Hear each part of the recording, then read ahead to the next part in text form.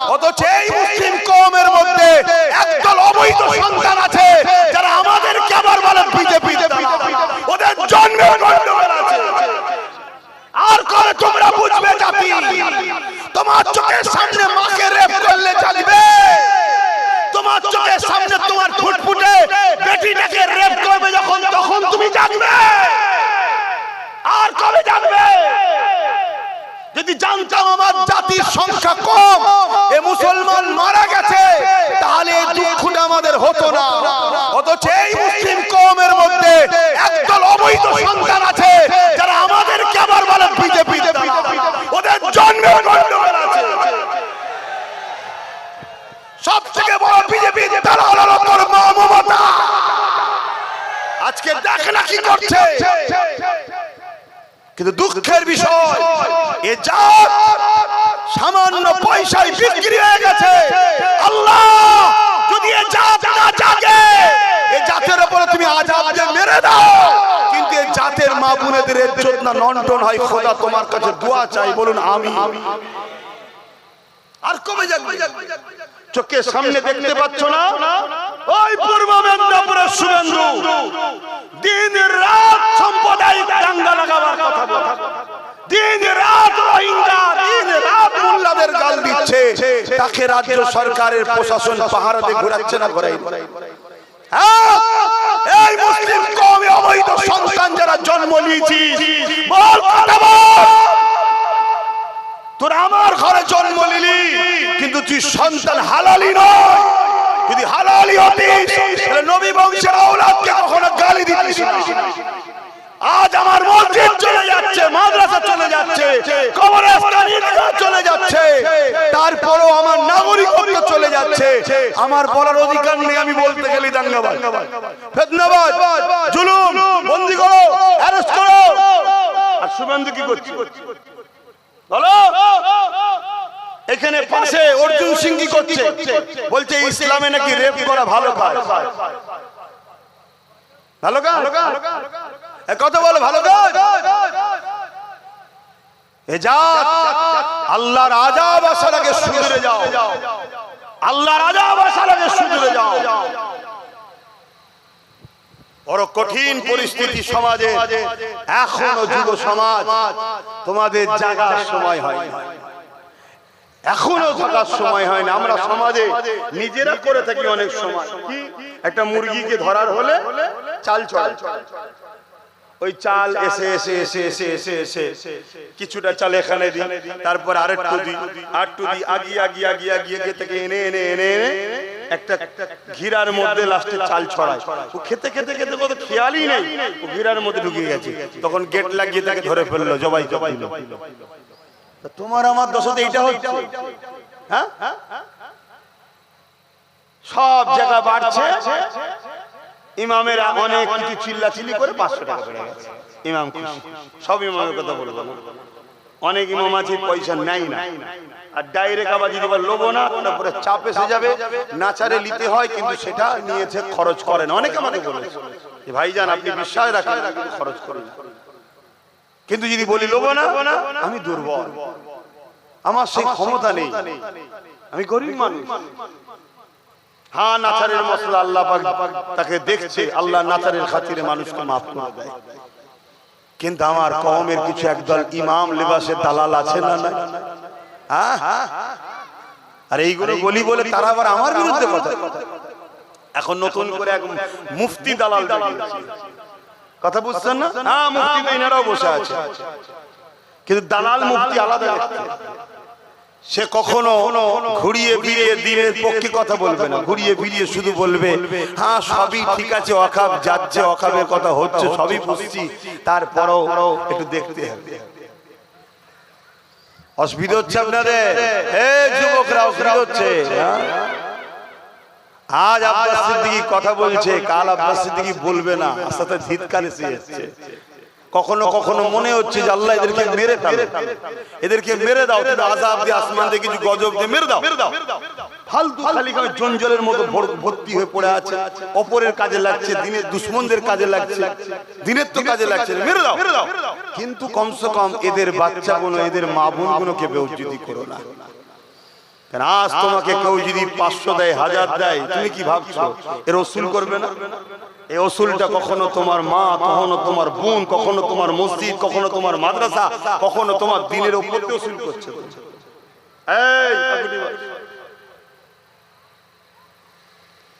কথা বুঝে আসছে ভাই? আহা, কত কষ্ট করেছে আমার রাসূলুল্লাহ এই দিনের জন্য। এই যে মসজিদে আজান, মসজিদ, মাদ্রাসা, এগুলো সব জঙ্গিদের আখড়া তো নাকি? এখানে সব সন্ত্রাস তৈরি হয় তো মসজিদে, মাদ্রাসা সব জঙ্গি তৈরি হয় তো নাকি? এটা তো বলছে। আরে আমার রাসূলুল্লাহ এই দিনের জন্য কত কষ্ট করেছে। এই জমিনের উপরে যখন নারীদিওকে বাপেরাই চাইতো পুঁতে দিত, আল্লাহ নবী তাদেরকে বুঝিয়েছে নারীগুলোকে চাইতো পুঁতে দিও না, কেননা নারী যিনি সৃষ্টি করেছে তিনি পুত্র সন্তান দেয়, তিনি কন্যা সন্তান দেয়। নারীদেরকে অবহেলা করো না, নারীদেরকে চাইতো পুঁতে দিও না। আল্লাহ রাসূল এইভাবে বুঝিয়েছে।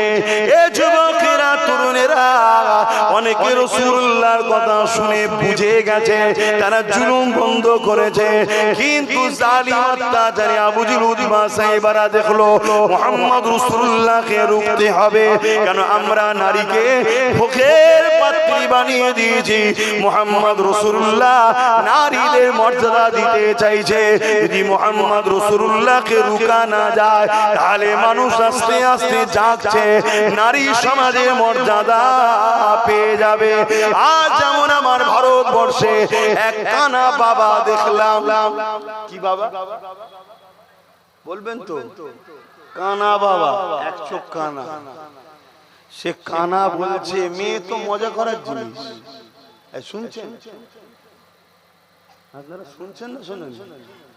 আমার কথায় রাগ হচ্ছে? আপনার রাগে যায়। কানা বাবা চেনেন? কানা সোশ্যাল মিডিয়ায় দেখেন নে? সে বলছে মেয়ে তো মজা করা জিনিস। আমি জানি না তার মা যদি কথা শুনে কি নজরে নেবে।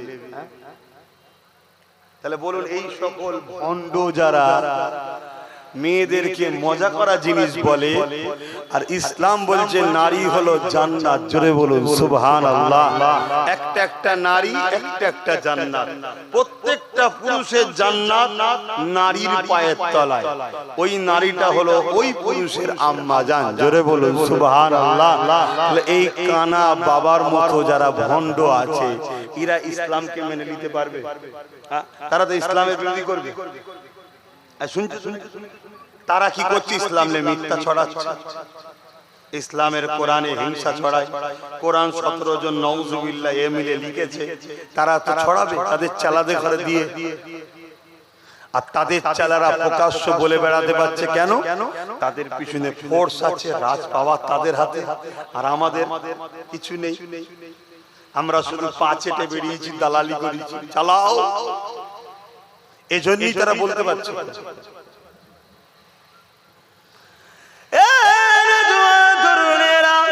আল্লাহ নবী নারীদেরকে মর্যাদা দিয়েছে, কিন্তু নারীদেরকে পুতা বন্ধ করেছে। আল্লাহ নবী নবী দয়া নবী জানিয়ে দিলে, কোন ঘরে যদি একটা কন্যা সন্তান হয়, ওই বাপ যদি ওই কন্যা সন্তানকে, কোন ঘরে যদি আল্লাহ রাসূল জানালেন দুটো সন্তান হয়, ওই বাপ যদি দুই সন্তানকে লালন পালন করে তার বিবাহটা দিয়ে দেয়, আমি রাসূলুল্লাহ তাকে শাফাত করে জান্নাতে নিয়ে যাব। এক সময় এক সাহাবী বলতে লাগলেন, ইয়া রাসূলুল্লাহ, হাবিবাল্লাহ, আমার তো একটি মাত্র সন্তান, দুটো তো নাই, হুজুর আমি কি নিয়ামত পাবো না?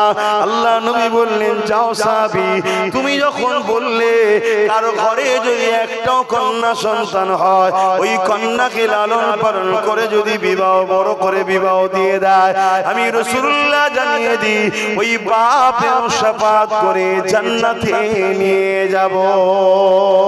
আল্লাহ নবী আরো জানান, এ আমার উম্মাতিরা, আমি রাসূলুল্লাহ জানিয়ে দিলাম কোন বাপের দাম্পত্য জীবনে যদি তিনটে কন্যা সন্তান হয়, ওই বাপ যদি তিনটে কন্যা সন্তানকে লালন পালনের সময় মমতা দিয়ে বড় করে বিবাহ দিয়ে দেয়, আল্লাহ নবী দুটো আগুন তুলে দেখিয়েছে যেমন পাশাপাশি ওই তিন বাবা যেমন করে তিন কন্যার বাবা আর আমি রাসূলুল্লাহ আল্লাহর জান্নাতে পাশাপাশি থাকিব। আরো জোরে বলুন সুবহান। তাহলে নারীদের প্রকৃত মর্যাদা দিতে তো আমরাই পারি, কিন্তু আজ আমাদের দেশে আমাদের সমাজে নারীদের ইজ্জত আছে? কথা বলছে না তো। কারণ কি? আমাদের দোষ। কারণ আমাদেরকে যে জন্য আল্লাহ পাঠিয়েছিল সে কাজ ছেড়ে দিয়ে আমরা দালালির কাজে নেমেছি, পাচাটার কাজে বেরিয়েছি। আল্লাহ আমাদেরকে এই জমিনে পাঠিয়েছে খলিফা করে, প্রতিনিধিত্ব করার জন্য আমরা এসেছি। এই জমিনের উপরে অন্যায় মিটিয়ে ন্যায়কে প্রতিষ্ঠিত করা এটা ঈমানি দায়িত্ব। তা'মুরুনা বিল মারুফ ওয়া তানহাউনা আনিল মুনকার, অন্যায়কে মিটাও, ন্যায়কে প্রতিষ্ঠিত করো। এই যে কাজ আল্লাহ দিয়েছে তার জন্যই তো আমাদেরকে খায়রুল উম্মাহ করেছে। কুনতুম খায়রুল উম্মাহ উখরিজাত লিন-নাস তা'মুরুনা বিল মারুফ ওয়া তানহাউনা আনিল মুনকার, ন্যায়কে প্রতিষ্ঠিত করো, অন্যায়কে মিটাও। এজন্যই তো আমরা শ্রেষ্ঠ উম্মত। আজ আমরা ন্যায়কে মিটাই না, এই ন্যায়ের পক্ষে নেই, আমরা অন্যায়ের পক্ষে। অন্যায় তাহলে বলো আল্লাহ আমাদেরকে ছেড়ে দেবে? আল্লাহ বলেছে যখন তোমরা আমাকে আমার হাবিবকে ছেড়ে দিয়ে যাদের দলদাস হবে আমি আল্লাহ তাদের হাতে তোমাদেরকে মিটাবো। সূরা বাকারার মধ্যে আল্লাহ বলেছে। আল্লাহ আমাদের উপরে জালিম বাদশাদের বসিয়ে দিয়েছে আমাদেরকে টাইট করার জন্য। আমাদের পাও এখনো সময় আছে, তওবা করো, ইস্তেগফার করো, ফিরে আসো, পরিবর্তন হও, আল্লাহকে ভয় করো, নবীকে প্যার করো, নবীর মডেলে জীবন গড়ো, নবীর আদর্শে জীবন গড়ো, নবীর সুন্নায় জীবন গড়ো। জিন্দেগীর প্রতিটা মুহূর্তে রাসূল ছাড়া অন্য কাউকে ফলো নয়। আসো, চেষ্টা তো করো। চেষ্টা করতে গিয়ে 100টা কাজ ধরুন বোঝাবার জন্য বলছি, চেষ্টা করতে গিয়ে 10টা হয়েছে, 90টা মিস হয়ে গেছে। কিন্তু ইচ্ছা করে মিস করেননি, চেষ্টা করেছিলেন, করা হয়নি। যেমন ফজরের বেলা নিয়ত করেছেন নামাজ পড়ব, কিন্তু ঘুমটা ভাঙেনি। এই তওবা আর কাজা নামাজ আদায় করলে মাফের তো একটা রাস্তা আছে। আর যদি আমরা ইচ্ছা করি ছেড়ে দিই তাহলে কি করে মাফ হয়? কথা মাথায় আমরা চেষ্টা করি, জুলুম করব না, কারো ক্ষতি করব না, কিন্তু ওই অইচ্ছাকৃত কখনো হয়ে গেছে, তার কাছে যদি ক্ষমা চেয়ে নি, সেদিন মাফ করে দেয়, আল্লাহ তো ক্ষমা করে দেয়। বাপেরা, নওজওয়ানেরা, তরুণেরা, এ নবী পাকের প্রেমিকেরা, আল্লাহ নবী জানিয়ে দিলেন বাবারা শুনে রেখে দাও, জেনে রেখে দাও, ততক্ষণ পর্যন্ত তোমরা ঈমানদার হতে পারবে না। লা ইউমিনু আহাদুকুম হাত্তা আকুনা হাব্বা ইলাইহি মিন ওয়ালিদিহি ওয়া ওয়ালাদিহি ওয়ান নাসি আজমাইন, ততক্ষণ পর্যন্ত তোমরা ঈমানদার হতে পারবে না যতক্ষণ পর্যন্ত তোমরা তোমাদের ধন দৌলত, জমি জায়গা, ঘর বাড়ি, টাকা পয়সা, বাপ মা, এমনকি নিজের জানের থেকে আমি রাসূলুল্লাহকে বেশি আজিজ দামি না জানবে, বেশি মহব্বত না করবে, ততক্ষণ পর্যন্ত তোমরা ঈমানদার নয়। আর যে ঈমানদার নয় তাকে আল্লাহ কেন সাহায্য করবে? এই যুবকেরা, তরুণেরা, বাপেরা, হযরতে ফারুক আযম রাদিয়াল্লাহু তাআলা ওই মজলিসে বসেছিলেন। আল্লাহ নবী যখনই বললেন ততক্ষণ পর্যন্ত তোমরা ঈমানদার হতে পারবে না, বাপ মা, ধন দৌলত, জমি জায়গা, ঘর বাড়ি, এমনকি নিজের জানের থেকে বেশি নয়, তখন হযরত ওমর ফারুক দাঁড়িয়ে গেলেন, আল্লাহ নবীকে আরজু করলেন, ইয়া রাসূলুল্লাহ, হাবিবাল্লাহ, আমি আপনাকে সব কিছু থেকে বেশি ভালোবাসি, ইল্লা মিন নাফসি, জানের থেকে বেশি নয়। আল্লাহ আল্লাহ নবী বললেন উমার হবে না, জানের থেকে বেশি ভালোবাসতে হবে। এ নিজাম আল্লাহ তৈরি করে দিয়েছে রে উমার। ওই সময় উমার ফারুক চুপ করে গেলে, একটু পরে উঠে বলতে লাগলেন, ইয়া রাসূলুল্লাহ হাবিবাল্লাহ, আমি উমার গাওয়া দিচ্ছি, আমি আমার জানের থেকেও বেশি আপনাকে ভালোবাসি। আরো জোরে বলুন সুবহান।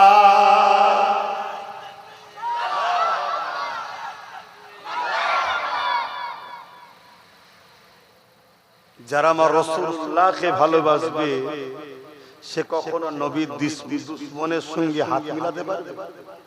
নবীর দুশমনের সঙ্গে কাঁধে কাঁধ মিলাতে পারবে? নবীর দুশমনকে সহযোগিতা করতে পারবে? একটা হলো বিনিময় আর একটা হলো মেহনত, তার জন্য সহযোগিতা করা। দুটো এক নয়, আলাদা। দুনিয়াদারিতে হিন্দু মুসলিম দলিত আদিবাসী সাঁওতাল বাগদি কিষান মতুয়া শিখ পাঞ্জাবি সবাই মানুষ ভাই ভাই মিলেমিশে থাকবে, সব আদমের সন্তান, সব মা হাওয়ার ছেলে মেয়ে। শুনছেন তো? আজকে আমার কেউ কাজ করে দিয়েছে, বিনিময়ে তাকে পয়সা দিয়েছি, বা আমি কারোর দোকান থেকে কিছু কিনেছি, বিনিময়ে পয়সা দিয়েছি। কেউ আমার থেকে কিছু মাল দিয়েছে, বিনিময়ে পয়সা দিয়েছে।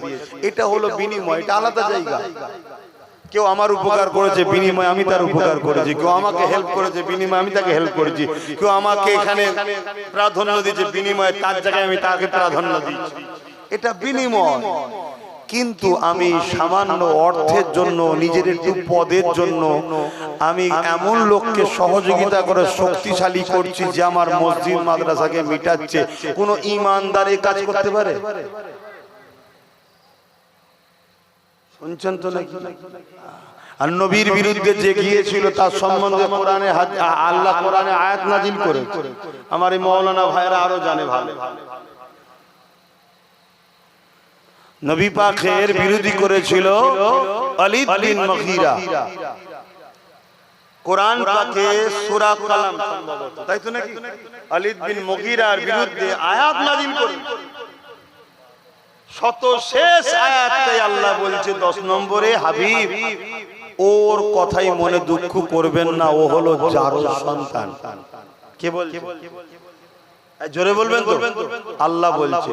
তাই মুসলিম ঘরে যদি কেউ এই নবীর দুশমন থাকে আর তাকে যদি আমি বলি যে সন্দেহ হয়, ও হালালি নয়, আপনাদের কষ্ট হয় নাকি? এটা আওয়াজ দিয়ে বলবেন। হ্যাঁ হয় সেটাও বলুন যে কষ্ট হয়, আর যদি বলেন যে না তাহলে সেটাও বলুন ঠিক বলছে। আল্লাহর কোরআন যেখানে জানাচ্ছে আপনি আপত্তি করেন। শুনছেন তো নাকি? অত সহজ নয়। বাবরো যে বিদেশে 5 বছর, এখানে সন্তান হচ্ছে, কি ব্যাপার রে? 5 বছর বাইরে সন্তান হচ্ছে, কি ব্যাপার? এরকম সন্তান আছে না? না, ওই সন্তানের দ্বারা দিনের কাজ হবে মনে হয়, ওই সন্তানের দ্বারাই ওয়াকাব বাঁচবে মনে হয়, ওই সন্তানের দ্বারাই ওয়াকাবের দুশমনদের পিছনে গিয়ে শুনছেন তো নাকি?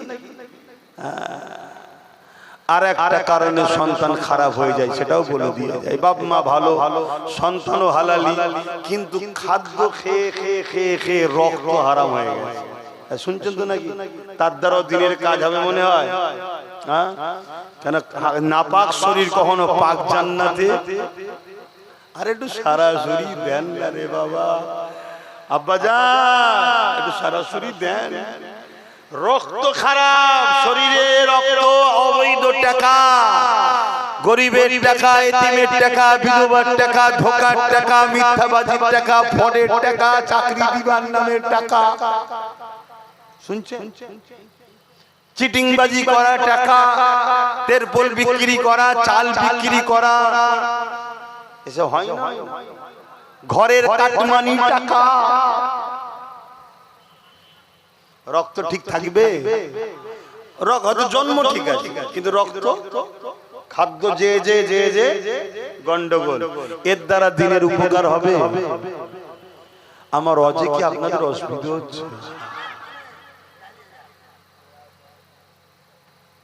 আমি যেগুলো বলছি বা বড় পাওয়ারের সাথেই বলছি,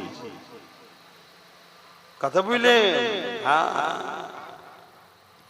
বাপেরা মনে রেখে দেবেন, ইতিহাসের ইতিহাস, ইসলামের ইতিহাস গাওয়া দিচ্ছে। যুগে যুগে যুগে ইসলামের সব থেকে বড় ক্ষতি যারা করেছে, তারা ইসলামের লেবাসে ইসলামের ঘরে জন্ম নিয়ে ইসলামের ঘরে সন্তান দাবি করে সামান্য অর্থের জন্য, পদের জন্য ইসলাম বিদ্বেষীদের সঙ্গে হাত মিলিয়ে ভেতর থেকে গাদ্দারি ধোঁকা দিয়ে ইসলামের সব থেকে বড় ক্ষতি করেছে।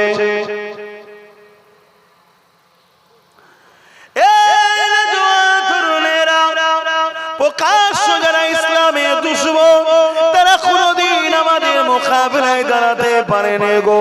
উদাহরণস্বরূপ বদরকে দেখো, বদরে একদিকে 1000-এর উপরে জালিম প্রকাশ্য দুশমন, অপর দিকে এমন করে 313 জন আমার রাসূলুল্লাহ সাথী রয়েছে।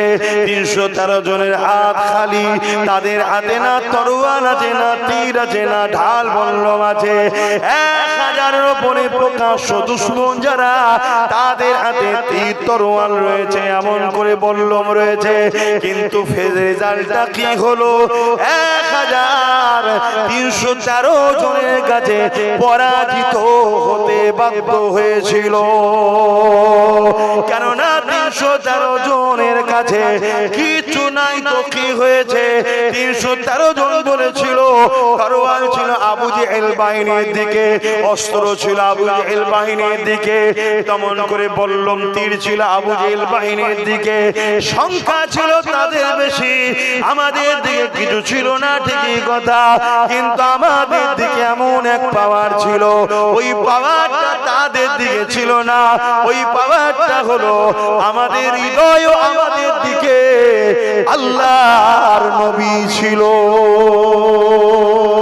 আরো জোরে বলুন সুবহান।